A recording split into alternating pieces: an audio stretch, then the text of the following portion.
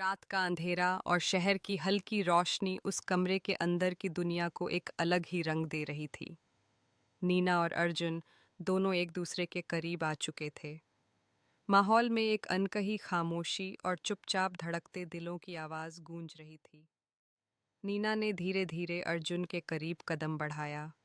उसकी आंखों में जिज्ञासा और चाहत की चमक थी, जबकि अर्जुन के होठों पर हल्की मुस्कान और आत्मविश्वास झलक रहा था।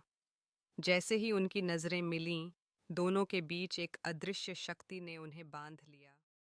अर्जुन ने अपनी उंगलियों से नीना के गाल पर नरम स्पर्श किया, और जैसे ही उसकी उंगलियां उसके बालों में खो गईं, नीना ने भी धीरे धीरे अपने हाथों से अर्जुन के कपड़ों की परतें हटानी शुरू की।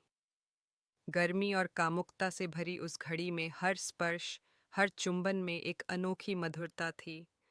कमरे की मंद रोशनी में दोनों के शरीर एक दूसरे के करीब आए, और धीरे धीरे उनके दिल की धड़कनों ने एक ही राग में ताल मिला ली। अर्जुन ने नीना को अपनी बाहों में भर लिया, और नीना ने उसकी गोद में अपना सुकून पाया।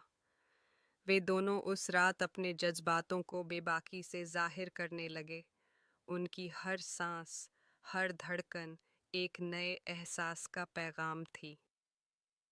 जब दोनों का मिलन चरम पर था, तो ऐसा लगा मानो दुनिया भर की इच्छाएं और ख्वाब एक पल में साकार हो गए हों।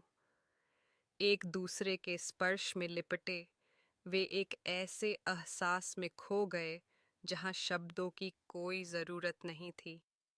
सिर्फ एक दूसरे की मौजूदगी, एक दूसरे के साथ वह बेपनाह जुड़ाव।